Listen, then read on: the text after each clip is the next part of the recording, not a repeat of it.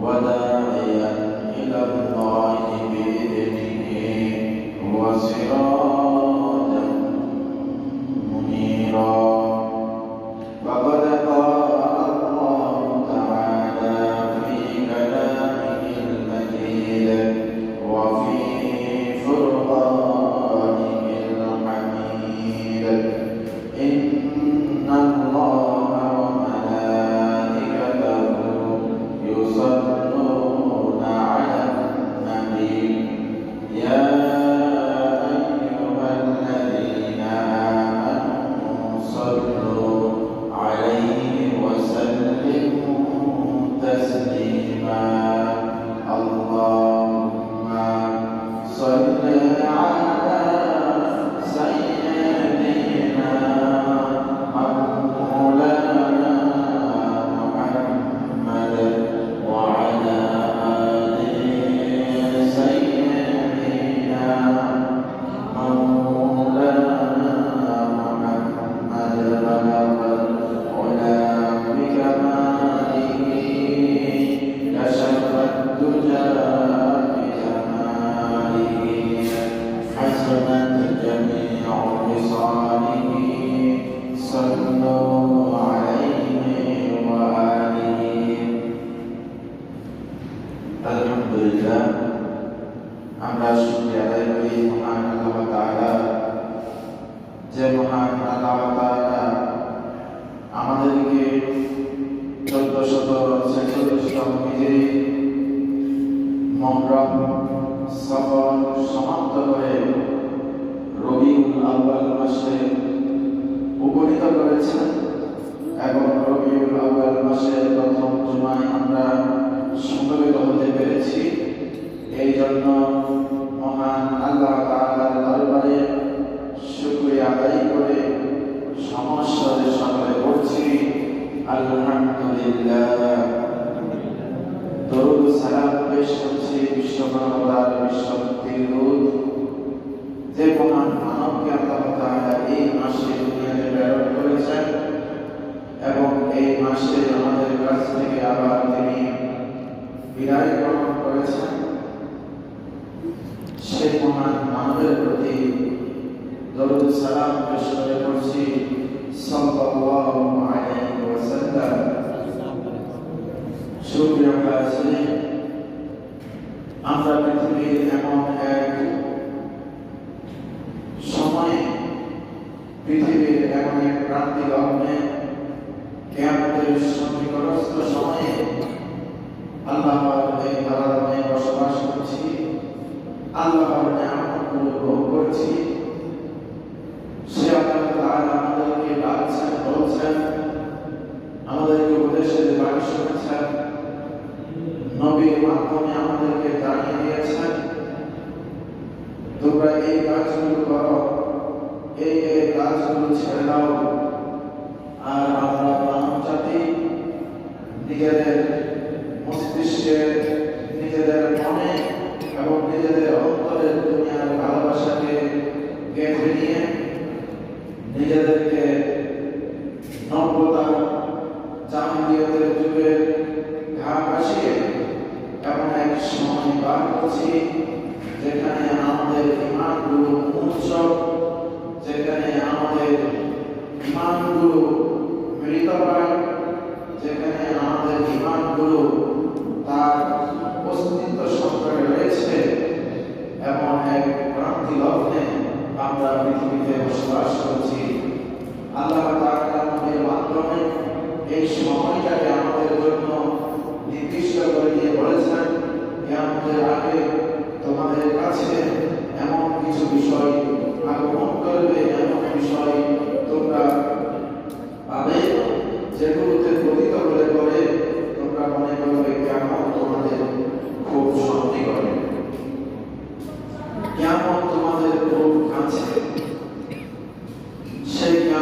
ছোট ফিতনাগুলো নিয়ে আমরা আলোচনা করতেছিলাম। সেখান থেকে আমরা 14টি আলামত ধারাবাহিকভাবে বর্ণনা করেছি। আজকে পরবর্তী আমরা ইনশাআল্লাহ আলোচনা শুরু করব। সুবহানাকা লা ইলমা লানা ইল্লা মা 'আল্লামতানা ইন্নাকা আনতাল আলিমুল হাকীম। আল্লাহ তাআলার কাছে সাহায্য প্রার্থনা করে আমরা আজকে বিষয়ের দিকে চলে যাচ্ছি। রাসূল সাল্লাল্লাহু আলাইহি ওয়াসাল্লামের হাদিস হুযায়ফা রাদিয়াল্লাহু তাআলা থেকে বর্ণিত। তিনি হাদিসগুলোকে সংগ্রহ করে সেখানে কিয়ামতের আলামতগুলো বর্ণনা করেছেন, ছোট ছোট ফিতনার কথা বর্ণনা করেছেন। সর্বমোট 72টি ফিতনা প্রকাশ পাবে। সেখান থেকে 15 নং ফিতনা হচ্ছে এমন একটা সময় আসবে যে সময়ে সমাজের মানুষগুলো, মুসলমানগুলো তালাকের প্রবণতায়, তালাক আধিক্য, এমন একটি সময়ে মুসলমানগুলো পতিত হয়ে যাবে। তালাক কি? তালাক হচ্ছে বৈধভাবে ইসলামী শরীয়তের হুকুম আহকাম মেনে বিবাহ হবে এবং সেই বিবাহের স্থায়িত্ব হবে না, সেই বিবাহের যথার্থতা থাকবে না, সেই বিবাহে মনিবদ্ধ মানুষের কাছে থাকবে না, স্বামীর কাছে স্ত্রীর মনিবদ্ধ থাকবে না, স্ত্রীর কাছে স্বামীর মনিবদ্ধ থাকবে না। একজন অপরজনের উপর কর্তৃত্ববাদী হয়ে যাবে। আর কর্তৃত্বের লড়াইয়ে জিতার জন্য নিজের উপর বিজয় লাভ করার জন্য, অন্যের উপর বিজয় লাভ করার জন্য মানুষগুলো তালাক দেওয়া শুরু করে দিবে। তালাক এমন একটি বিষয়, রাসূল সাল্লাল্লাহু আলাইহি ওয়াসাল্লামের হাদিস থেকে আমরা যদি বিশ্লেষণে যাই, আল্লাহ রাসূল সাল্লাল্লাহু আলাইহি ওয়াসাল্লামের একটি হাদিস আছে, قال رسول الله صلى الله عليه وسلم أبغض الحلال إلى الله আল্লাহর নিকট সবচেয়ে হালালের মধ্যে অপ্রিয়, হালালের মধ্যে জঘন্য, হালালের মধ্যে বরকতহীন একটি বিষয় হলো আত-তালাক, তালাক দেওয়া। ওয়াদাব শব্দের অর্থ হচ্ছে ক্রোধ, রাগ, গুসা, অপছন্দনীয় বিষয়। আল্লাহর কাছে রাগের বিষয়, ক্ষোভের বিষয়, মন্দের বিষয়, অপছন্দনীয় বিষয়, হালালের মধ্যে এমন একটি বিষয় হচ্ছে তালাক। আল্লাহ তাআলা কেন বললেন হালালের মধ্যে অপ্রিয়, হালালের মধ্যে ক্রোধের বিষয়? এটার একটি মর্মার্থ রয়েছে। কেন আল্লাহ তাআলা তালাকের বিধান দিয়েছেন? মানুষের যেমন একজনের প্রতি আরেকজনের আকর্ষণ কমে যায়, আবার ঈমানি দিক থেকে যখন একজন মানুষ আরেকজন মানুষের পরিপূরক হতে না পারে, অথবা এমন কিছু কর্মের মধ্যে লিপ্ত হয়ে যায় যেগুলোর কারণে পরিবার, সমাজ তথা রাষ্ট্র একে একে প্রত্যেকটা জায়গায় বিশৃঙ্খলা সৃষ্টি হয়, এরকম বিশৃঙ্খলাপূর্ণ পরিবেশ যখন হবে, তখন একজন মুমিনের মৌলিক দায়িত্ব হচ্ছে সে স্ত্রীকে প্রথমে কথা দিয়ে বুঝাবে। যদি কথা দিয়ে বোঝানোর পরে সে বুঝতে সক্ষম না হয়, সে হোক স্বামী, সে হোক স্ত্রী, স্ত্রীর দিক থেকে স্বামী, স্বামীর দিক থেকে স্ত্রী, যদি বুঝতে সক্ষম না হয়, তাহলে তাদেরকে পরিবারে মুরব্বী যারা আছে তাদেরকে নিয়ে তো বসতে হবে, বোঝাতে হবে। এরপরেও যদি সংশোধন না হয়, তখন সেখানের মধ্যে একটি প্রক্রিয়া যেতে হয়, সেটা হচ্ছে সমাজে শান্তি আসবে না, পরিবারে শান্তি আসবে না, বোনের মাঝে মিল হবে না, তখন গিয়ে অত্যন্ত সাবধানতার সাথে সময় সাপেক্ষে একজন অপরজন থেকে বিচ্ছেদ নিয়ে নেবে। এটাই হচ্ছে তালাক। কিন্তু বর্তমান সমাজে তালাকের বিষয়টা এমন হয়ে গেছে যেন এটি একটি ফ্যাশনে পরিণত হয়েছে, এটি একটি শিল্পে পরিণত হয়েছে। আমার মন চেয়েছে, আমার ইচ্ছা হয়েছে, আমি বিবাহ করব, আমার অর্থ সম্পদ আছে, আমার ইচ্ছা হয়েছে, আমি তালাক দিয়ে দিব। একান্ত মনে আরজু পূরণ করার জন্য বিবাহ। আবার সেই মনের আরজুগুলো যখন শেষ হয়ে যায় তখন আবার সেখানে বিচ্ছেদের প্রবণতা বেড়ে যায়। এই জন্য আল্লাহ তাআলা মুমিনদেরকে ফিতনা থেকে, ফাসাদ থেকে বাঁচার জন্য তাদের জ্ঞানটা দিয়েছেন। সাবধানতার সহিত এই বিষয়টি মানুষ ব্যবহার করবে, এই বিষয়টিতে মানুষ উপনীত হবে। এই জন্য এটাকে বৈধ করা হয় না। আমার মন চেয়েছে, আমি যত্র যেখানে সেখানে কথাই তালাক দিয়ে দিব। আল্লাহ তাআলা মানুষের সংশোধন চান, মানুষের মাঝে আল্লাহ তাআলা শান্তি শৃঙ্খলা এটি চান। কোন মানুষ বিশৃঙ্খলায় পতিত হোক, কোন মানুষ খারাপে পতিত হোক, কোন মানুষ অসৎ কাজে পতিত হোক, অন্যায় গর্হিত কাজে মানুষ পতিত হোক, আল্লাহ তাআলা এটা চান না বিলাই এটাকে হালাল করেছেন বাঁচার জন্য, বাঁচানোর জন্য। কিন্তু সেই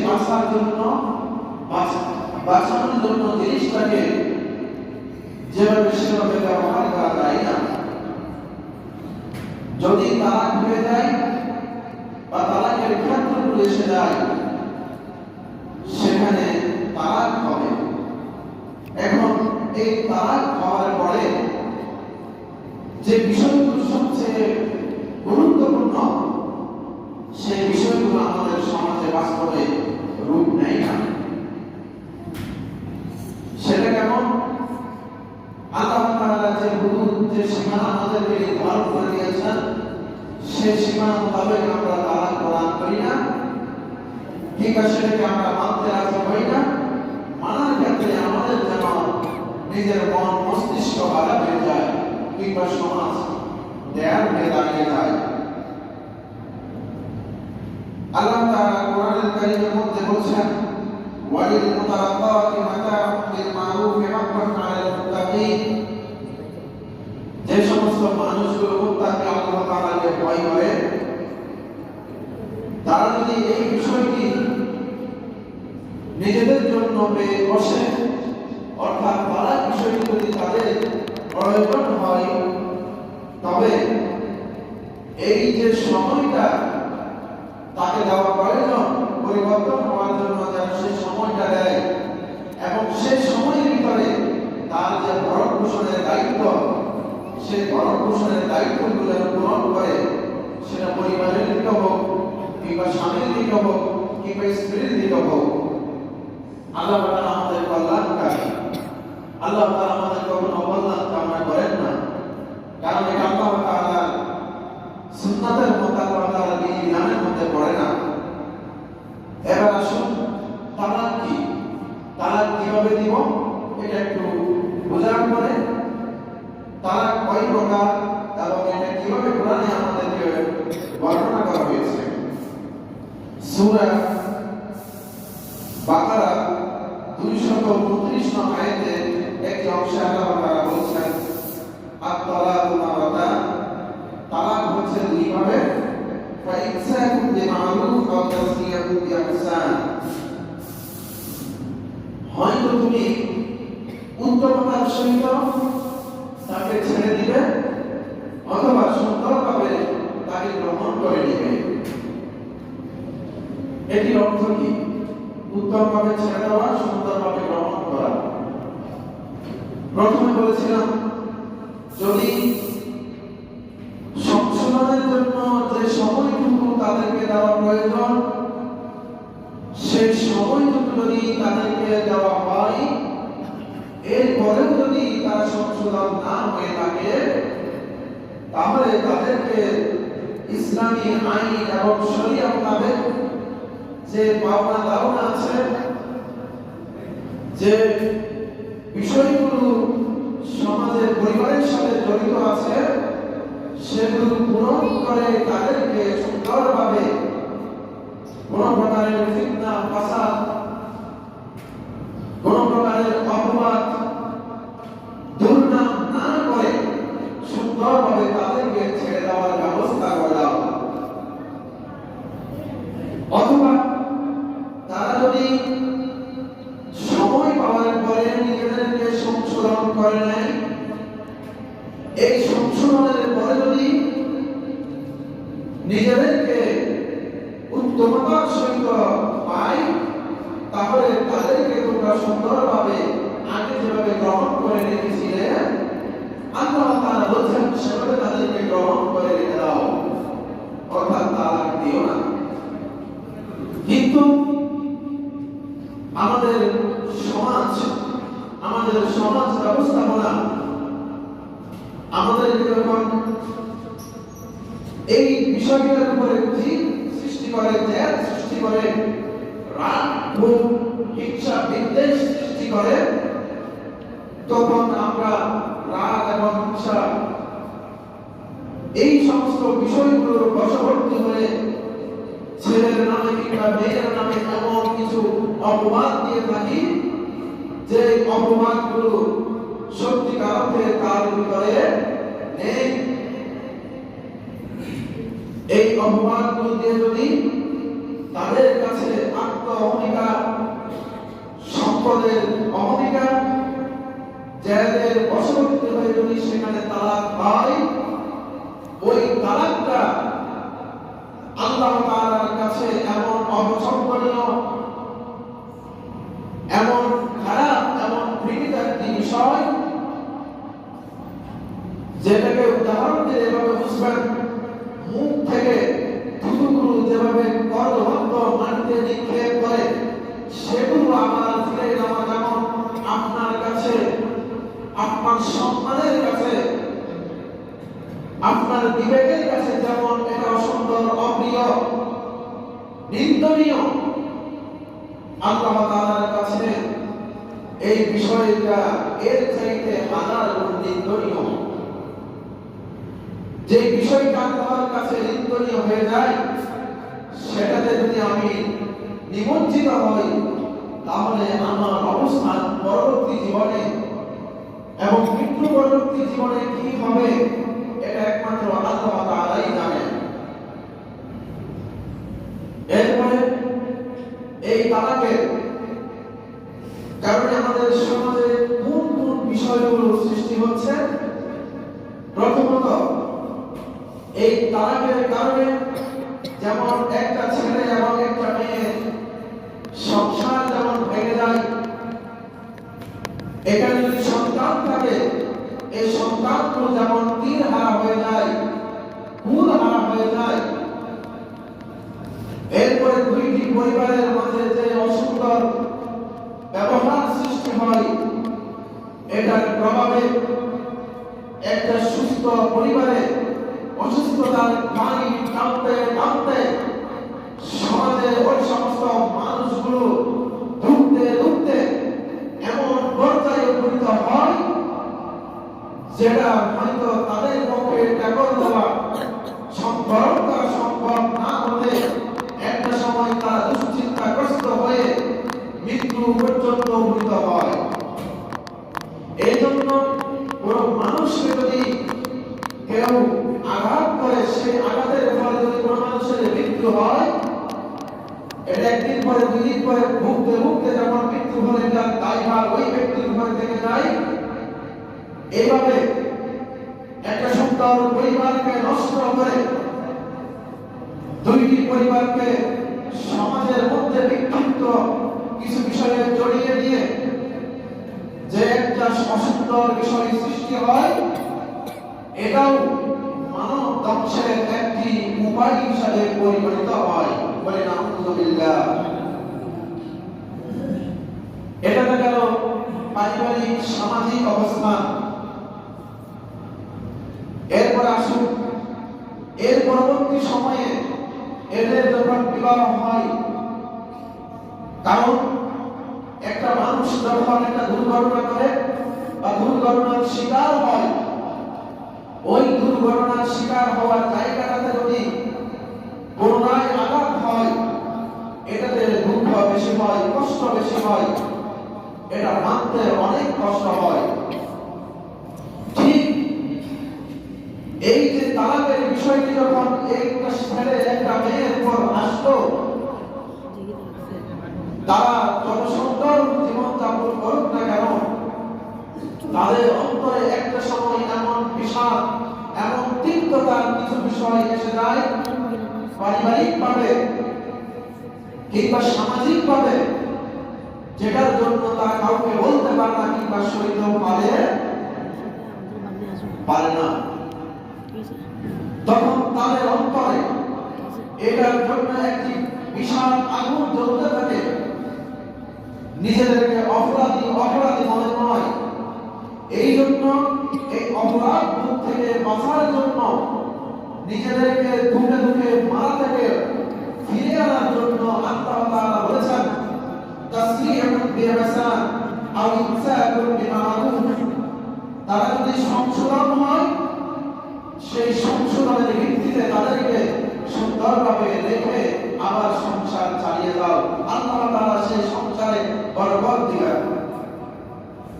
আর যদি সংশোধন না হয়, তাহলে উত্তমতার সহিত কোনো প্রকারের অপবাদ বিশৃঙ্খল পরিবেশ সৃষ্টি না করে তাদেরকে তাদের মতো করে তাদের গতিতে ছেড়ে দাও, যা তাদের পাওনা আছে তার উপর ভিত্তি করে।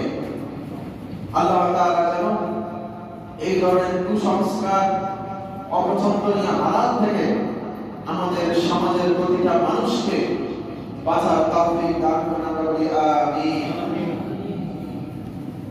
এই তালাকের প্রবণতা যখন সময়টা বেড়ে যাচ্ছে, বেশি দূর নয়, সময়টা মাত্র এই যে এই আধুনিক জমানাতে এসে তালাকটা বেড়ে গেছে। তালাকটা বাড়ার কিছু কারণ আছে। অতিমাত্রায় সন্দেহ, অতিমাত্রায় কথার বিপরীত কথা বলা, যখন তখন শাসনের মাত্রা, একজনের উপর আরেকজনের প্রয়োগ বিধি, কিংবা এমন সূক্ষ্ম থেকে সূক্ষ্ম বিষয় যেগুলো ধরলেও কোনো সমস্যা নয়, না ধরলেও কোনো সমস্যা নয়, এগুলো পর্যন্ত যখন একজনের পক্ষে আরেকজনের বিপক্ষে চলে যায়, তখন তালাকের প্রবণতা বেড়ে যায়। আর বর্তমান সমাজে তালাকের আরেকটি বড় কারণ হচ্ছে আমরা যে আধুনিকতার সময় আছি, যে সমস্ত ডিভাইসগুলো আমরা ব্যবহার করি, অনেক সময় দেখা যায় এই বিষয়গুলো যতটা জটিল হয়ে গেছে ততটা জটিল ছিল না। কোনো না কোনো ভাবে সে বিষয়টাকে জটিল বানানো হয়েছে, কঠিন বানানো হয়েছে। বোঝার ভুল ত্রুটি এই দিকটা বিবেচনা না করে শুধুমাত্র আমার বুঝটাকে প্রতিষ্ঠা করার জন্য, আমার জ্যাবটাকে স্থায়িত্ব বাড়ানোর জন্য, আমার টাকা, আমার সৌন্দর্য, আমার লাবণ্যতার অহংকার, আমার ঘর বাড়ির অহংকার আমাকে অন্ধ করে অন্য নারীর মোহ অথবা অন্য পুরুষের দিকে আকৃষ্ট হয়ে একে অপরের প্রতি যে বিচ্ছেদ হয়, এটা শুধুমাত্র আধুনিকতার ছোঁয়া ছাড়া অন্য কিছু নয়। এজন্য আমরা যারা সাংসারিক জীবনে বসবাস করি, আমাদের উচিত প্রতিটা সামনের কদম আমাদেরকে এমন ভাবে দেওয়া, যেভাবে দিলে পরে আমি যেমন ফিতনা থেকে, ফাসাদ থেকে বাঁচব, তাকেও যেন সেখান থেকে বাঁচাতে পারি।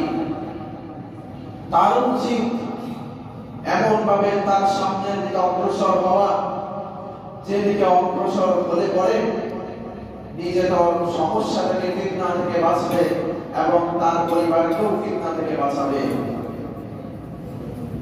আল্লাহ তাআলা যেন যথার্থতা বুঝে এই তালাকের প্রবণতা থেকে আমাদেরকে ফিরার তৌফিক দান করেন, আমরা বলি আমিন। এরপরে 16 নম্বর ফিতনা হচ্ছে হঠাৎ মৃত্যু বেড়ে যাবে, যেটাকে আমরা আকস্মিক মৃত্যু বলি, যেটাকে হাদিসের ভাষায় বলা হচ্ছে মাউতুল ফুজা, হঠাৎ বা আকস্মিক মৃত্যু। সুস্থ সবল মানুষ হঠাৎ করে মৃত্যুবরণ করবে, যুবক মানুষ হঠাৎ করে মৃত্যুবরণ করবে, শৈশবে কৈশোরে উপনীত ছেলেগুলো মৃত্যুবরণ করবে। একটা সময় ছিল একটা মানুষ বয়স হতে হতে কুজু হয়ে যেত, তারপর তার মৃত্যুর জন্য আমাদের কাছে সময় হয়েছে বিবেচিত হতো। কিন্তু আমরা এমন একটি সমাজে বসবাস করি যেখানে কখন কার মৃত্যু হয়ে যায়, কোন বয়সে মৃত্যু হয়ে যায়, কোন কারণে মৃত্যু হয়ে যায়, বুঝে ওঠার আগেই আমাদের কাছে সে মৃত্যু এসে ধরা দেয়। যখন আমরা দেখবো এই হঠাৎ হঠাৎ মৃত্যুর সংখ্যাটা দিন দিন বৃদ্ধি পাচ্ছে, বেড়ে যাচ্ছে, তখন ধরে নিব এটি কিয়ামতের একটি আলামত, কিয়ামতের আগে একটি পরীক্ষা।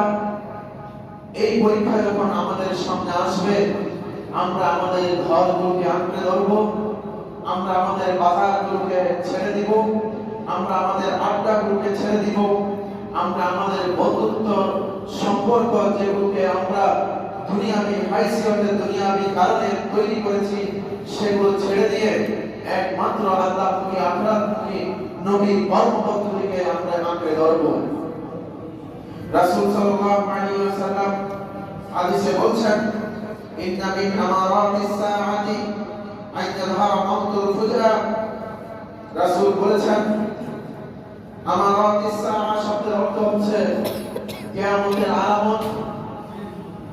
এই কিয়ামতের আলামতগুলো প্রকাশ হবে যে সময়টাতে, ওই সময়টা কি হবে? আন ইয়াযহারা, প্রকাশ পাবে, মাউতুল ফুজা, হঠাৎ আকস্মিক মৃত্যু। কিয়ামতের একটি নিদর্শন হচ্ছে আকস্মিক মৃত্যু হওয়া। এরপরে রাসূল সাল্লাল্লাহু আলাইহি ওয়াসাল্লাম আরেকটি হাদিসে বলছেন, মাউতুল ফুজাতি আমজাতু আসাফি,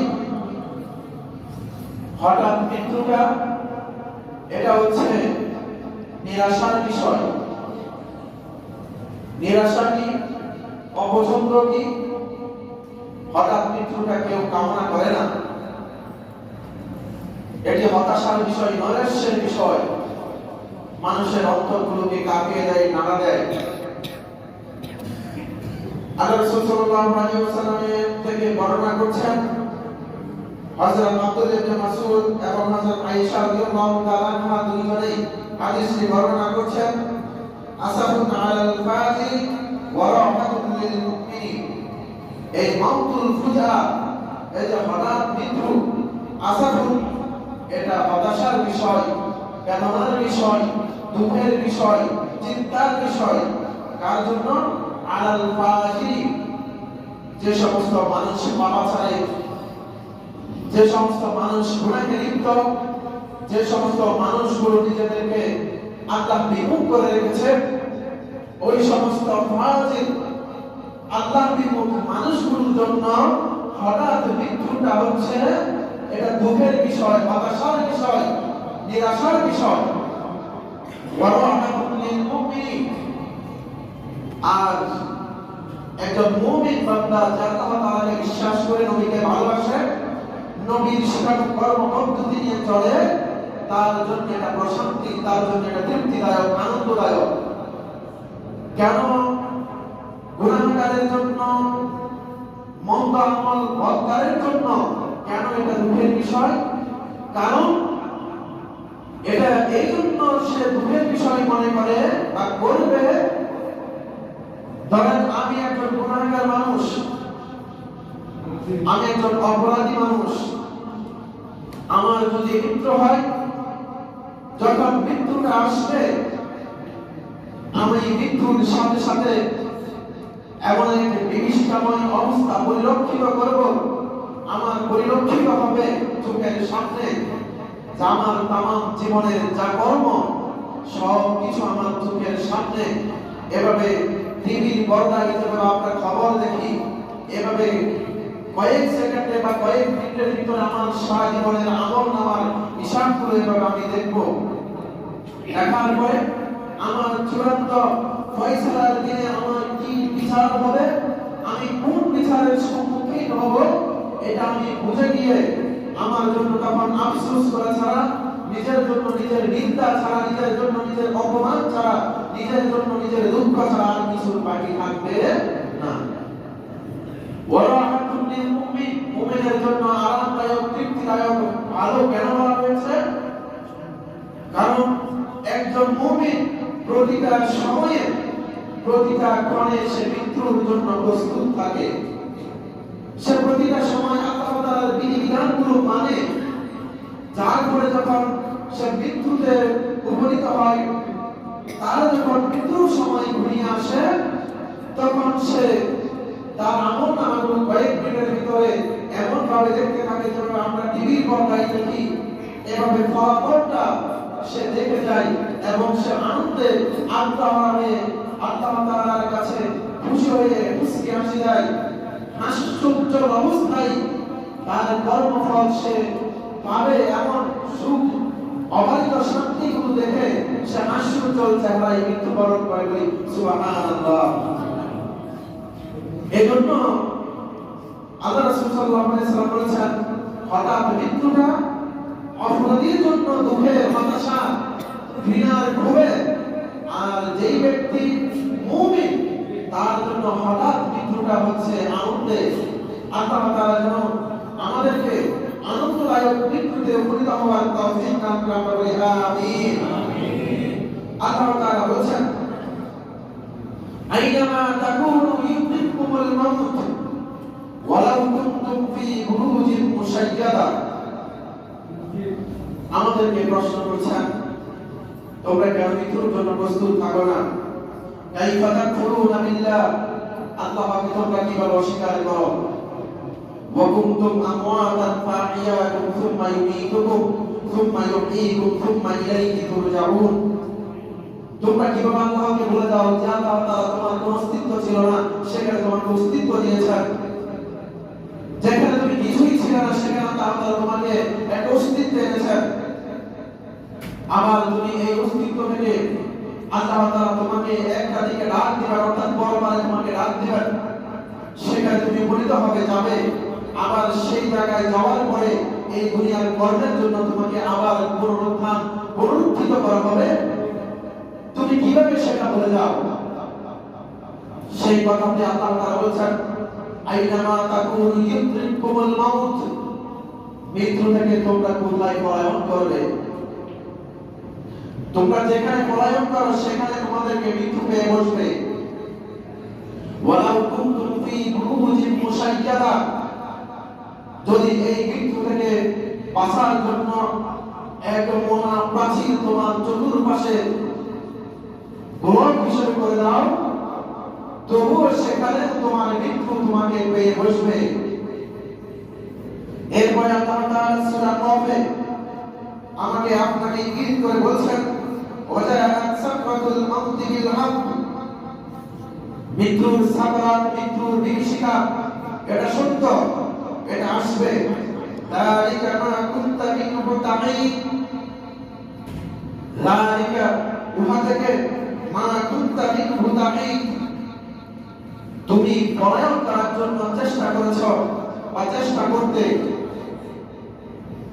করলেও সেই চেষ্টা যতই কিছু হোক, তাম দুনিয়াতে যদি তোমাকে চেষ্টা করা হয় মৃত্যু থেকে ফিরে আনার জন্য, তোমার জন্য সত্য বাস্তবিক পক্ষে সেই মৃত্যুর সাকারাত তোমার উপর আসবে। ওয়ানফিরা ফিস সূরি যালিকা ইয়াউমুল ওয়াঈদ, এবং আমার সেই নির্ধারিত দিন সিংহায় ভূত দেওয়া হবে। ওয়াজাআত কুল্লু নাফসিন মাআহা সাইকুম ওয়া শাহীদ, যখন সেই শিকায় ফু দেওয়া হবে, তোমার সাথে থাকা তোমার রূহকে ধরিয়ে নিয়ে দৌড়াইয়া আমার কাছে আনার জন্য একজন ফেরেশতা তোমার সাথে আছে, আরেকজন ফেরেশতা তোমার কর্মগুলোকে সাক্ষ্য হিসাবে পেশ করার জন্য তোমার সাথে আছে। সেই দুই ফেরেশতা তোমাকে দৌড়াইয়া আমার কাছে নিয়ে আসবে। লাকাদ কুনতা ফি গাফলাতিন মিন হাযা, অথচ তুমি এই মৃত্যুর ব্যাপারে, এই দিবসের ব্যাপারে তোমার চিন্তার মধ্যে গাফলতি ছিল, অন্য মনস্কতা ছিল। ফাকাশাফনা আনকা বিকাওয়াকা, অতঃপর তোমার দুনিয়ার মোহ, দুনিয়ার ভালোবাসার উপরে পর্দা যখন মৃত্যুর মাধ্যমে আমি টেনে নিলাম, ফাবাসারকাল ইয়াউমা হাদীদ, তখন তোমার অন্তরাত্মার চক্ষু যেটা আমি তোমাকে দিয়েছিলাম কোরআনকে বোঝার জন্য, হাদিসকে বোঝার জন্য, আমি আল্লাহ তাআলাকে চেনার জন্য যে বিষয়টা তোমাকে দিয়েছিলাম, ওই মৃত্যু যখন তোমাকে পেয়ে বসবে, ওই মুহূর্তে তুমি তোমার রবকে চিনতে পারবে, তোমার নবীকে চিনতে পারবে। কারণ তোমার তখন দৃষ্টি এতটা তীক্ষ্ণ হবে, এই পৃথিবীর সপ্ত আসমানের উপরে এবং এই সাতটা জমিনের নিচে যা কিছু আছে সব কিছু তোমার কাছে সেদিন পরিষ্কার হয়ে যাবে। সেই দিনের পরিষ্কার হওয়া তোমার জন্য মঙ্গলময় হবে না। কেন?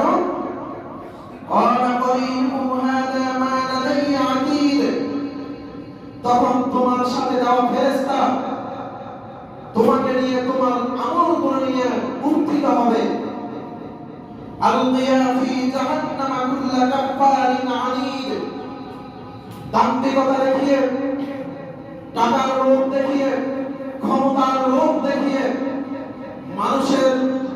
মানুষকে দাস বানিয়ে, কিংবা সমাজের মধ্যে নিজেকে এমন স্থানে প্রতিষ্ঠা করে, এমন বিষয়ে তুমি বিচার ফয়সালা করেছ যেটা তোমার কর্তৃত্বের মধ্যে ছিল না, তোমার সাধ্যের মধ্যে ছিল না, কিন্তু তোমার আয়ত্তে নিয়ে এসে এমন ভাবে করাল নাশ করেছিল মানুষগুলোকে, সেই কাজগুলো তোমাকে যেমন আজকে দেখানো হবে, আবার আমি ভালোর ছদ্মবেশে, মন্দের উদ্যোক্তা হিসাবে, আমি ভালোর ছদ্মবেশে, অন্যায়ের উদ্যোক্তা হিসাবে, আমি ভালোর ছদ্মবেশে অন্যায়ের এবং বিভীষিকাময় কাজগুলো যতটুকু করা যায় সব কিছু কর্তা হিসাবে আমি নিজেকে প্রতিষ্ঠা করেছি।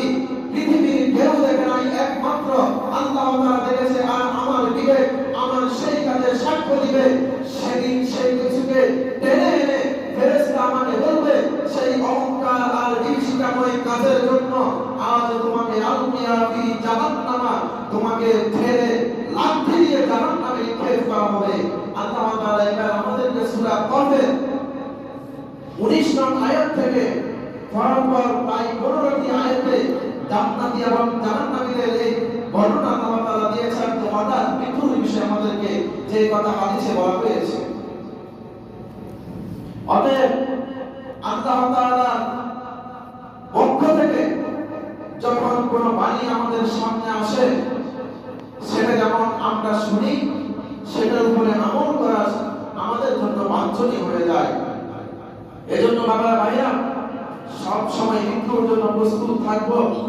আখিরাতে গোছানোর জন্য দুনিয়ার এই ক্ষণস্থায়ী জীবনকে আমরা ছেড়ে দেওয়ার চেষ্টা করব। যতটা ছাড়লে পরে এবং দুনিয়ার জীবন যতটা করলে পরে আমার সংসার চলবে, আমার সন্তানগুলো চলবে, আমার সমাজ চলবে, ততটুকু পরিমাণ আমি কাজ করব, এর বাইরে আমি করব না। কারণ আমি যাদের জন্য কাজগুলো করে যাচ্ছি কিংবা তাদের জন্য জিনিসগুলো রেখে যাচ্ছি, তারা তো আমার কোনো কাজে আসবে না। কারণ এই সন্তানগুলো, এই স্ত্রীগুলো, এরা আমাকে দেখে পালিয়ে যাবে। এটা তো আল্লাহ তাআলা কোরআনে আমাদেরকে বলে দিয়েছেন। অতএব আমরা সব সময় মৃত্যুর জন্য যেন প্রস্তুত থাকতে পারি, আল্লাহ তাআলা যেন আমাদেরকে সেভাবে আমল করার তৌফিক ইনায়াত করেন, আমরা বলি আমিন। সুপ্রিয় হাজিরিন, আমরা গত জুমায় আপনাদেরকে এলান শুনিয়েছিলাম বিরাজমান যে বন্যা পরিস্থিতি আমাদের দেশে ছিল, তিনি অনেকটা কাটিয়ে উঠেছেন, কিন্তু যে মানুষগুলো এই বন্যায় কবলিত হয়ে ঘর বাড়ি, আসবাবপত্র, জায়গা জমি, ফসলি জমি এবং তাদের চাষবাসের বিভিন্ন বিষয় হারিয়েছে, দোকানপাট হারিয়েছে, ওই সমস্ত মানুষগুলো যেন পুনরায় স্বাভাবিক জীবনে ফিরতে পারে, তাদের সেই স্বাভাবিক জীবনে ফিরে আসার জন্য যে পুনর্বাসন প্রক্রিয়া আছে, সেখানেও আমরা আমাদের মাদ্রাসার পক্ষ থেকে এই সমাজের মানুষকে নিয়ে আমরা তাদেরকে সহযোগিতার আশ্বাস নিয়েছিলাম আপনাদের কাছে। আমরাও দিয়েছিলাম তাদেরকে সহযোগিতা করব। আপনাদের কাছে দুই একটা মিনিট সময় চেয়ে নিচ্ছি। আমাদের ছেলেরা আছে পাশে, তাদেরকে আমি বিনীত অনুরোধ করব, তোমরা একটু দ্রুত কয়েক মিনিটের মধ্যে আমাদের মুরব্বীরা এবং আমাদের ভাইয়েরা, যে সমস্ত ভাইয়েরা ওয়াদা দিয়েছেন এবং মনে মনে ওয়াদা করেছেন কিছু দেওয়ার জন্য, তাদের কাছ থেকে যেন আমরা আমাদের এই হাতিয়ারগুলো নিয়ে নিই এবং আগামী ইনশাআল্লাহ একটা জুমাতে আপনাদেরকে আজকে আপনারা যা দিচ্ছেন, গত এক সপ্তাহে আপনারা যা দিয়েছেন, সব কিছু হিসাব নিকাশ করে কিভাবে দেওয়া হচ্ছে এটার একটা আপনাদেরকে তালিকা ইনশাআল্লাহ একটা জুমায় আপনাদেরকে শুনিয়ে দেব। আজকে আপনারা যা দিবেন, গত এক সপ্তাহ যা হয়েছে, সব কিছু মিলিয়ে আমরা একটা দুটা দিনের মধ্যে সিদ্ধান্ত নিয়ে হুজুরের মাধ্যমে এগুলোকে যেখানে যেখানে পৌঁছে দেওয়া দরকার বা যেভাবে পুনর্বাসন প্রক্রিয়াটা যাদের করা দরকার তাদেরকে আমরা যতটুকু দিবেন ততটুকুর মধ্য থেকে করার চেষ্টা করবো ইনশাআল্লাহ। কারণ দানের মান যত বাড়িয়ে দিবেন, আল্লাহ তাআলা আমাকে আপনাকে বেশি ভালোবাসবেন, ভালোবাসার কারণ আল্লাহ আমাকে আপনাকে বাড়িয়ে দিবেন। আমরা একটু হাতটাকে দীর্ঘ করি, মনটাকে একটু প্রশস্ত করি, ওই সমস্ত মানুষের জন্য বেশি বেশি ভালোবাসা হাদিয়াগুলো আমরা একটু প্রদান করি। আমাদের যে একজন মুরব্বী উঠেছেন, এরপর আমাদের ছেলেরা আছে একটু দোতলায় তিনতলায় যারা আছি, বাহিরে যারা আছি, আমরা একটু কষ্ট করে একটু ডেকে হলো দিয়ে একটা দুটা মিনিটের জন্য একটু কষ্ট দিচ্ছি আপনাদেরকে। আজকে যে টাকাগুলো দিচ্ছেন, যা কোরবানি করছেন, এই কোরবানি যেন আল্লাহ তাআলা কবুল করে আমাদের ইহকালীন জীবন এবং পরকালীন জীবন, উভয়টা জীবন যেন আল্লাহ তাআলা মঙ্গলময় করে, আমরা বলি আমিন। আর যে সমস্ত ভাইরা দান করেছেন, দান করছেন, করবেন, আল্লাহ তাআলা যেন প্রত্যেকের দানকে কবুল করে। যারা ওই সমস্ত মানুষের পূর্বপুরুষ অন্ধকার কবরে শুয়ে গেছেন, তাদের কবরে যেন এগুলো হাদিয়া পৌঁছে দেন এবং যারা অসুস্থ আছেন, দুনিয়াতে জীবিত আছেন, তাদেরকে যেন আল্লাহ তাআলা সুস্থতার নিয়ামত দিয়ে ভরপুর করে দেন এবং সন্তান সন্ততি আল্লাহ তাআলা যেন বরকত দান করেন, সন্তানগুলোকে যেন আল্লাহ তাআলা নেককার হিসেবে কবুল করেন। মৃত্যুর সময় যেন প্রত্যেকটা মানুষকে আমাদের নেককার হিসেবে মৃত্যুবরণ করার, ঈমানের সহিত মৃত্যুবরণ করার তৌফিক এনায়েত করেন, আমরা বলি আমিন। সুপ্রিয় হাজিরিন, আমরা কষ্ট দিচ্ছি না, আমাদের আর আধা মিনিট একটু সময় নিচ্ছি। আপনারা দ্রুত সহিত, কিন্তু এখন যদি দিতে না পারেন, আপনার আসরের সময়, মাগরিবের সময় বা এশারের সময় যদি আসেন, নিয়ে আসতে পারবেন। আমরা আজকে রাতের ভিতরে যারা দিবেন, আমরা ইনশাআল্লাহ এগুলো যথাযথভাবে যেভাবে দেওয়া দরকার আমরা ইনশাআল্লাহ এভাবে ব্যবস্থাপনা করব।